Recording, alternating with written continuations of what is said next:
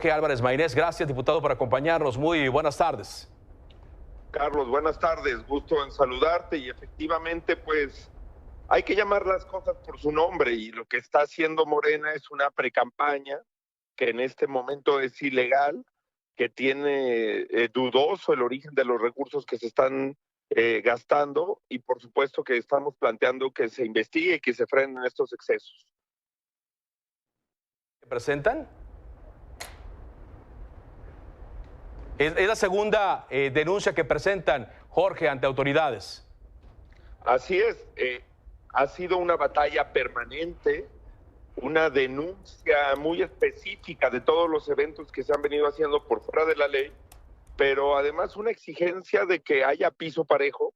Las precampañas empiezan legalmente hasta dentro de 5 meses y también una exigencia de que no se utilicen recursos públicos, que no se vayan los recursos de la Ciudad de México, de la Secretaría de Gobernación, de los diferentes funcionarios públicos a estas campañas y mucho menos que haya recursos del crimen organizado, Carlos. ¿Recursos del crimen organizado en las precampañas de Morena? Pues es que solamente hay 3 posibles fuentes.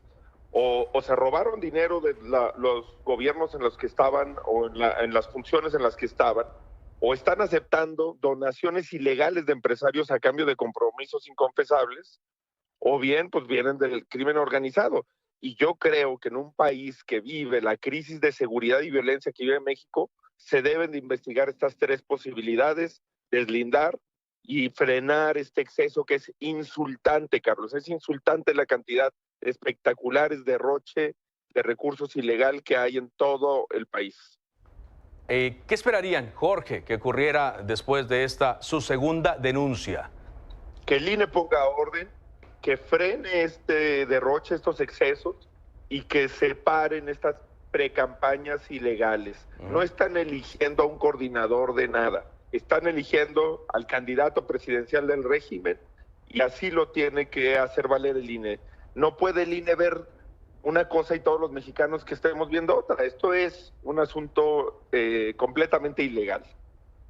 Completamente ilegal. Pues hasta ahora ha sido Movimiento Ciudadano el único que ha formalmente presentado denuncia. Me llama la atención que otros partidos no lo hayan hecho, digo, salvo comunicados y declaraciones, pero sí, no un recurso formal. Ese es parte del problema, Carlos, que actúan igual.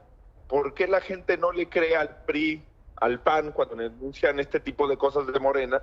Porque dicen, bueno, cuando estuvieron en el poder hacen lo mismo, y a su manera hacen lo mismo. El problema es que hoy no tienen el poder y lo hacen a menor intensidad, pero lo que quieran anunciar en los próximos días, los de la Alianza, los del PRI y del PAN, es hacer un modelo similar y violar la ley y hacer precampañas anticipadas, y eso es ilegal. Es un problema que le ha costado mucho al país. Por eso, cuando uno ve campañas tan caras, luego ve cómo son los compromisos con esas empresas que les financian las campañas, sí, con esos grupos delincuenciales que les financian las campañas, y por eso hay que ser frontales y cambiar esa cultura en este país. Basta de excesos, de derroche y de tirar el dinero de las personas en campañas inservibles, en espectaculares, que no tienen ningún beneficio para las personas. Muy bien. ¿Hasta dónde piensan llevar esta denuncia, Jorge? Hasta cancelarles el registro a estas personas que están violando la ley. Es muy clara la ley electoral, la Constitución, de cuáles son las consecuencias de los actos anticipados de campaña, de precampaña y de campaña, y nosotros vamos a exigir que ninguna persona que viole la ley de esta manera pueda llegar a la candidatura presidencial, porque si alguien viola la ley para llegar a ser candidato, la va a violar como presidente, como jefe de gobierno, como cualquier cargo público que tenga. Vamos a llegar hasta las últimas consecuencias, Carlos, y precisamente porque nosotros no tenemos ningún tipo de contubernio, de compromiso con esta clase política que tanto le ha fallado ya al país. Muy bien. Jorge, muchas gracias por esta entrevista. Carlos, gracias por el espacio. Saludos a todo el auditorio. Veremos qué es lo que ocurre un poco más adelante.